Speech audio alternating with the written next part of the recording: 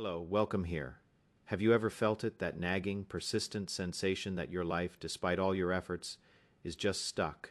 You are working hard, you are trying to improve, you are perhaps even following all the right advice, yet you feel like you are running on a treadmill, expending immense energy but never actually moving forward. Maybe it is the anxiety about an uncontrollable future, the crushing weight of perhaps it is a deep-seated frustration with your career, your relationships, or your personal growth, where the same old patterns repeat, and the vibrant life you envision for yourself remains perpetually just out of reach. If any of that resonates, if you've ever found yourself asking, "Why am I not making progress? What am I missing?"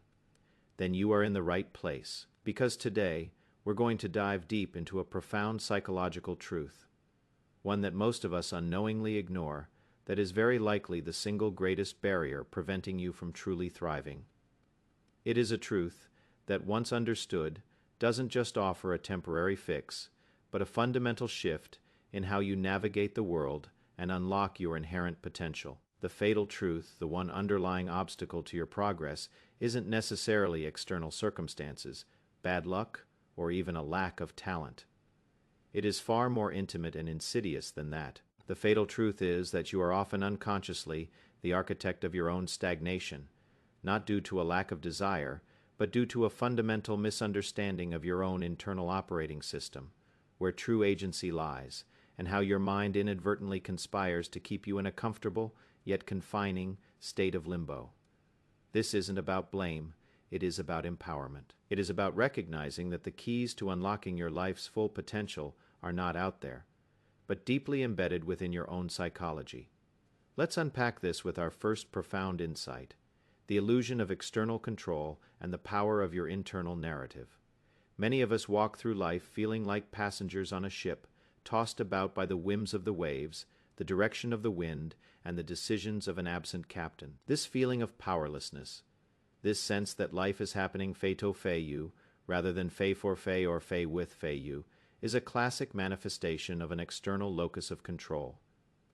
Introduced by psychologist Julian Rotter, the concept of locus of control describes how much control we believe we have over the events that affect our lives. Someone with an external locus of control believes that outcomes are determined by. In contrast, someone with an internal locus of control believes they are responsible for their own experiences and that their actions and attitudes significantly influence the results they achieve. Think about it. When something goes wrong, is your first instinct to point fingers, to blame the economy, your boss, your partner, your upbringing, or simply bad luck, while external factors undeniably exist, and it traps you in a cycle of learned helplessness where motivation withers because why bother trying if it is all beyond your control anyway? Chronic stress becomes your unwelcome companion as you constantly worry about things you perceive you can't influence, leading to anxiety, resentment, and a deep-seated sense of victimhood. The cost is immense: diminished self-efficacy, reduced resilience, and a profound inability to initiate meaningful change in your life, because you've convinced yourself you lack the power to do so. This perspective runs contrary to centuries of philosophical wisdom, particularly Stoicism. Ancient Stoics like Epictetus taught us the dichotomy of control, they argued that the only things truly up to us are our judgments, our impulses, our desires, and our aversions. In essence, our internal world. Everything else, our health, our reputation, our possessions, the actions of others, the weather, global events, is external and therefore not truly within our direct control. The Stoic path to tranquility and effectiveness lies in focusing our energy exclusively on what we can control: our thoughts, our reactions, and our efforts. The brain, too, plays a fascinating role here. Our brains are prediction machines, constantly trying to make sense of the world and anticipate future events. When we consistently feed it a narrative of external helplessness, it becomes. If you believe you are powerless, your brain will find ways to manifest that powerlessness, limiting your creative solutions and your willingness to act. It is like having the most advanced supercomputer in the world, but programming it with software that constantly tells you it can't solve problems. Consider the metaphor of life as a ship. Are you the captain, standing at the helm, charting your course, adjusting the sails, and making decisions? Or are you a mere passenger confined to your cabin, complaining about the rough seas, the destination, and the incompetence of the crew, all while believing you have no say in the journey? To feel stuck is often to feel like that passenger, completely disconnected from the power to steer your own vessel.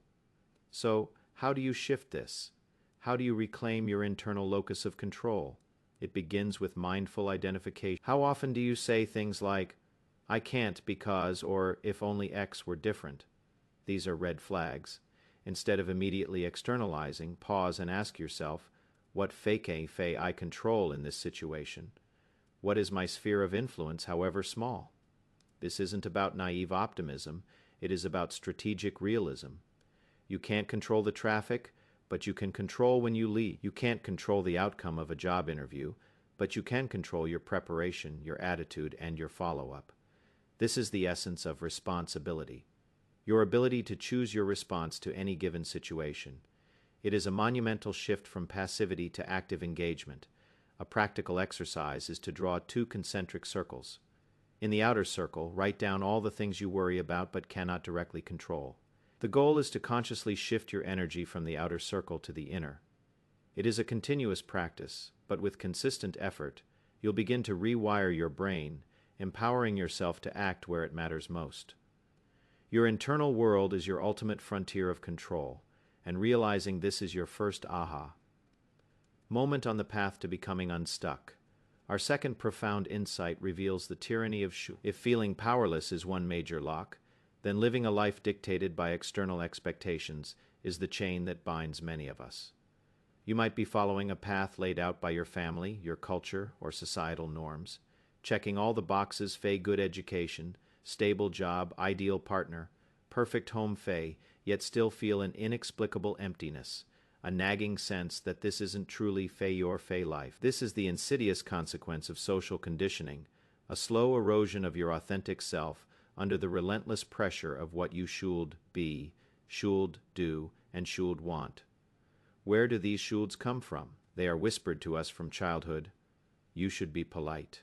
You should get good grades. You should choose a secure career. You should get married by a certain age. You should always put others first. These are often well-intentioned, designed to help us fit in and succeed within a given framework.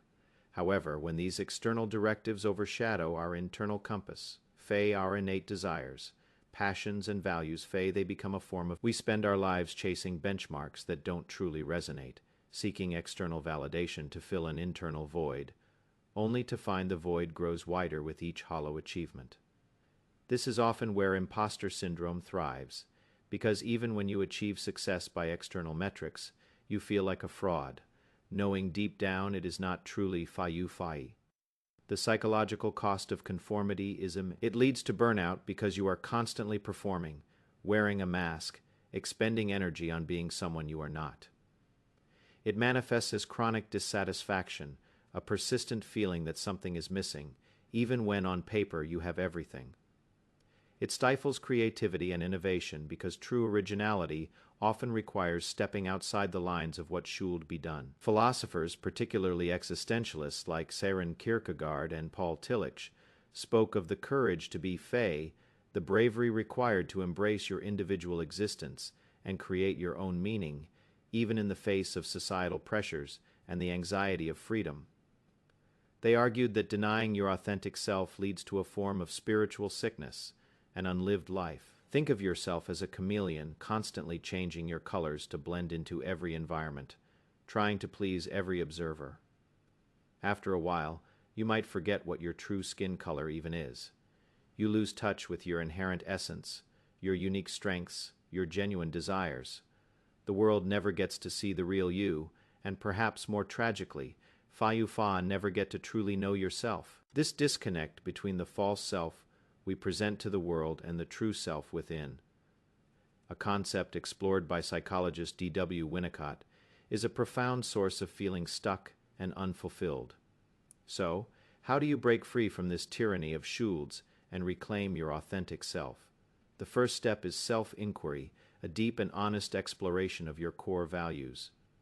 What principles guide your decisions? What kind of life genuinely excites you, even if it is unconventional? This isn't a quick answer. It is a process of journaling, reflection, and quiet introspection. Ask yourself, if money and judgment were no object, what would I do? What would I pursue? What would my days look like? Practice setting boundaries. This is crucial. Learn to say no to requests, opportunities, or paths that do not align with your true values and desires, even if it disappoints others. It is not selfish. It is self-preservation and self-respect. Embrace your unique path, even if it is unconventional. The most fulfilling lives are rarely carbon copies of someone else's. Your definition of success doesn't need to match anyone else. True freedom and true progress come from defining your own measure of a good life and courageously living it. This is your second aha. Moment authenticity is not a luxury. It is the bedrock of a life well lived and unstuck. If you are finding these insights valuable, please take a moment to hit the like button and subscribe to the channel. It truly helps us bring more deep dives like this to you. Now, let's move to our third profound. For many, the desire to achieve something perfectly is not a virtue, but a silent assassin of progress. It manifests as procrastination, as endlessly researching without ever starting, as constantly refining a project that is already good enough, or as an outright refusal to even attempt something new for fear of failure or judgment. This perfectionism at its core is a profound fear of imperfection, a deep-seated belief that anything less than flawless execution is unacceptable, perhaps even a reflection of your inherent worth. Where does this paralysis come from?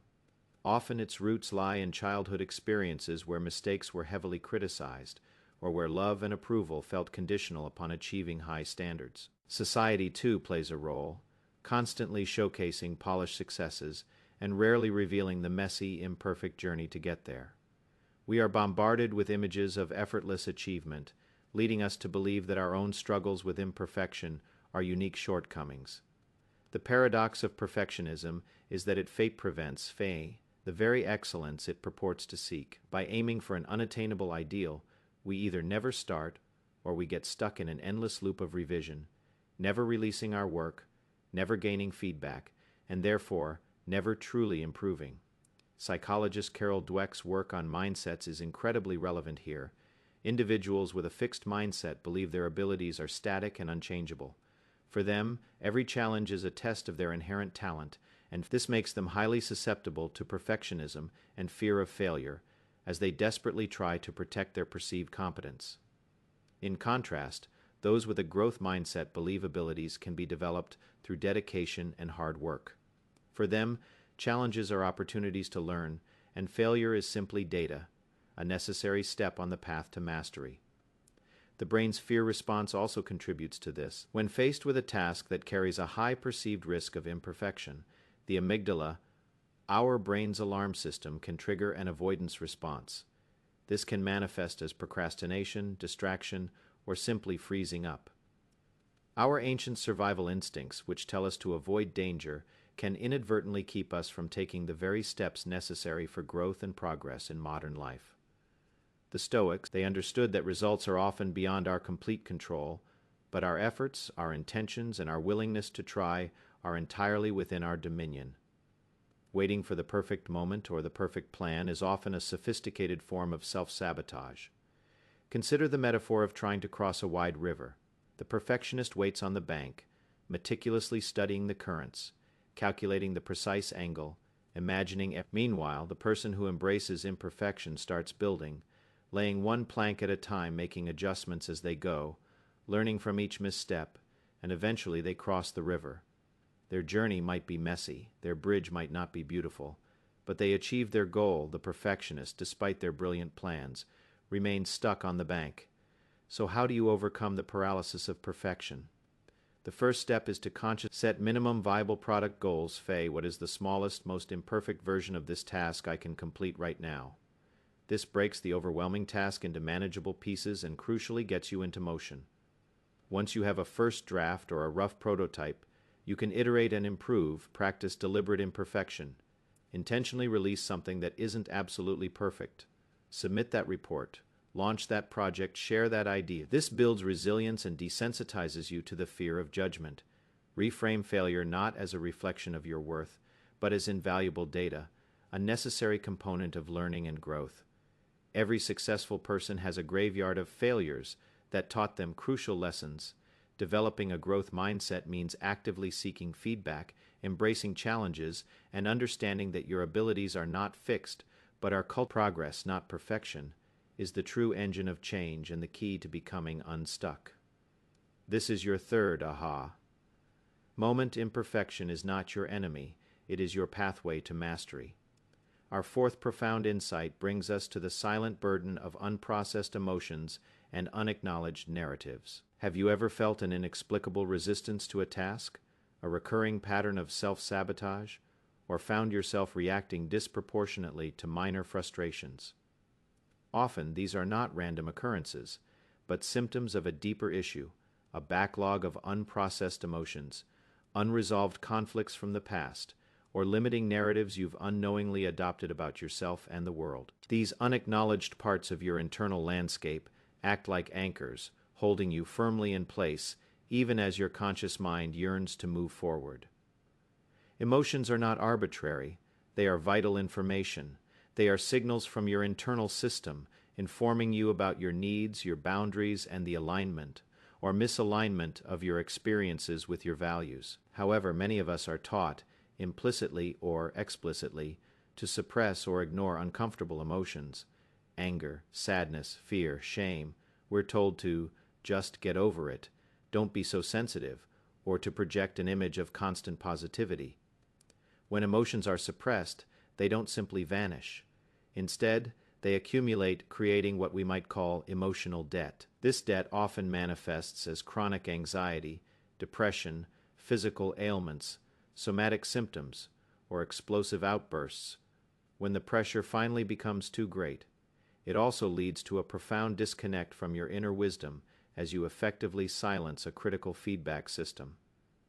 The unconscious mind holds immense sway. Psychologist Carl Jung spoke of the shadow fey, the parts of ourselves we deny, repress, or ignore, often because they are deemed unacceptable by ourselves or society. These can be negative traits, but also hidden talents, desires, and passions. When we refuse to acknowledge our shadow, it doesn't disappear. It simply operates from the dark, often manifesting in unhelpful ways like self-sabotage, projection, seeing our own flaws in others, or a general feeling of being stuck without understanding why. It is the unfinished business from your past old hurts, unresolved traumas, unexpressed grievances that continues to exert a powerful pull on your present. Beyond emotions, we also get stuck in narrative traps, stories. We tell ourselves about who we are, what we deserve, and what is possible. These narratives, often formed in childhood or through difficult experiences, become deeply ingrained cognitive distortions. For example, I am not good enough, I'll always be alone. Success is for others, not me. These beliefs, even if untrue, guide our perceptions and actions, inadvertently creating the very reality they describe. You might genuinely want to advance in your career, but if an unconscious narrative tells you, I am not capable, you'll find subtle ways to self-sabotage or avoid opportunities. Consider the metaphor of a house with many rooms. You diligently clean and organize the main living room, but there are cluttered rooms in the back, perhaps even locked rooms, filled with old junk, broken furniture, and forgotten memories. You never visit these rooms, but their mess creates a subtle, unpleasant odor that pervades the entire house, and their instability threatens the structural integrity of the whole building.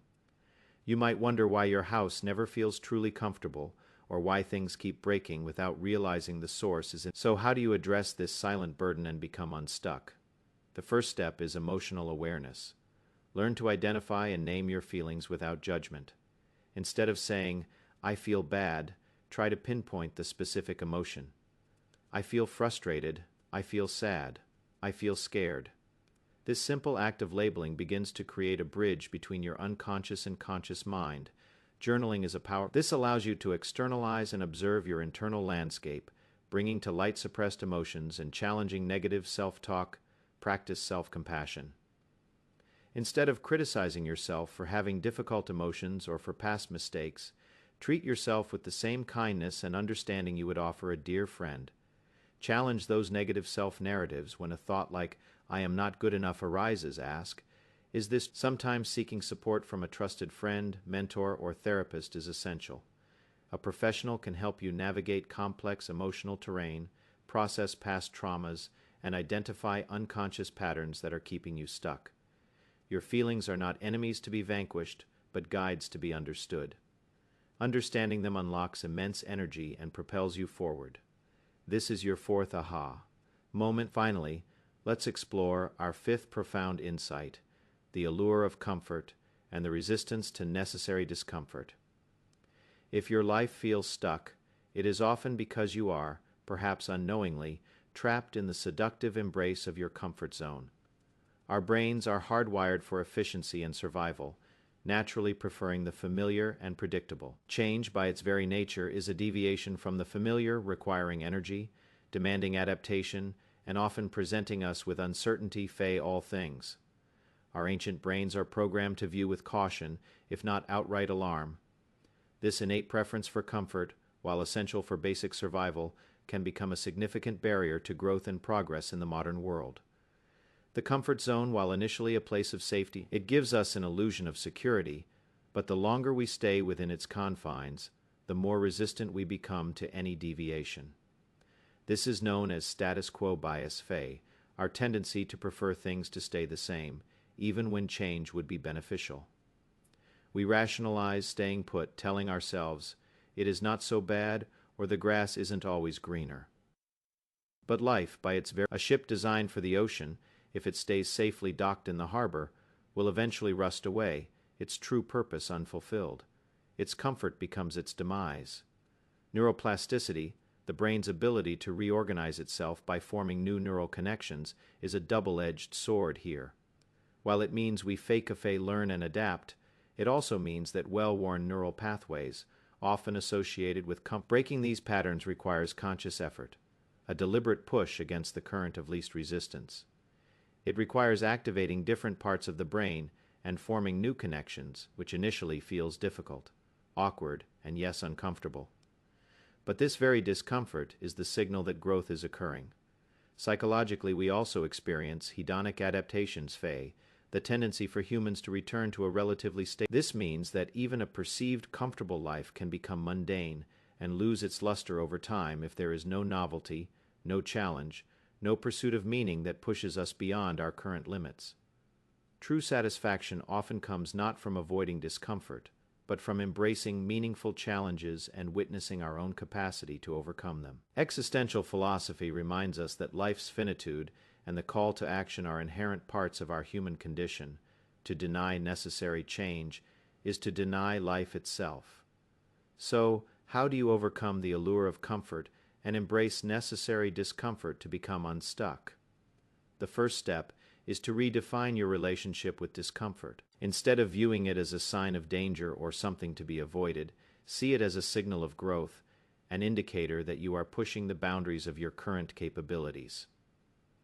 Embrace good discomfort. The discomfort that comes from learning a new skill, having a difficult but necessary conversation, starting a challenging project, or exploring new ideas. Start with small steps outside You don't need to jump off a cliff. Simply take a slightly different route to work, try a new hobby, or initiate a conversation with someone new.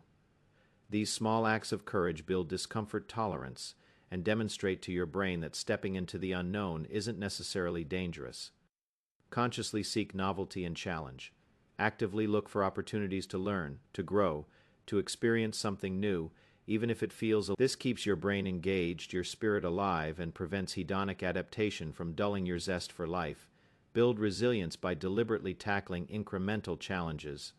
Each time you push past a small discomfort, you strengthen your capacity to handle larger ones. Your mindset shift should be, discomfort is not punishment, it is the price of progress. This is your fifth and perhaps most liberating aha. So, let's synthesize this. Your life is stuck not because you are inherently flawed, but because you are unconsciously neglecting the immense power of your internal world. You are trying to solve external problems with external solutions, while your internal operating system, your beliefs, your values, your emotions, and your capacity for deliberate action and growth, Faye remains unaddressed. You've been operating under the illusion of external control, allowing the tyranny of shoulds to dictate your path, paralyzed by the fear of imperfection, burdened by unprocessed emotions, and lulled into stagnation by the deceptive allure of comfort. But here is the profound and empowering truth. The architect of your stagnation is also the architect of your liberation. The power to become unstuck has always resided within you. It is time to activate it. Here is your blueprint for unsticking your life, a practical model to guide your journey. First, fair acclaim your internal locus of control. Focus fiercely on what is within your power. Your thoughts, your attitudes, your efforts, your responses. Stop fixating on what you cannot change and pour your energy into what you can. Stop living by inherited shoulds or external expectations. Take the time to discover and clarify your true values, your genuine passions, and your unique purpose. Let these be the guiding principles for your decisions, not the whispers of others. Third, embrace imperfect action. Release the burden of perfectionism. Understand that progress, not done, is better than perfect, especially when perfect means never starting. Fourth, befriend your inner world. Learn to identify, acknowledge, and process your emotions without judgment. Explore your limiting narratives and challenge them. Understand that your feelings are guides, not enemies, and that integrating your shadow self frees up immense energy for growth. Fifth, seek growth. Consciously step out of your comfort zone, even in small ways. View discomfort as a signal of expansion, a necessary ingredient for learning, resilience, and personal evolution. Lean into the edge of your abilities, for that is where true transformation occurs. The journey from being stuck to truly thriving is not a single leap, but a series of deliberate, conscious steps, each one aligning you more deeply with your authentic self and your inherent power. It requires courage, self-awareness, and a willingness to confront those internal barriers we so often overlook. But the rewards, a life of purpose, fulfillment, and genuine progress, are immeasurable. If this deep dive has resonated with you, if it has sparked a new understanding or offered a path forward, please show your support by hitting the like button and subscribing to the channel. Your engagement helps us continue to create content that empowers you on your journey. I hope today's sharing provides you with a new perspective on the world. Thank you for watching, and see you next time.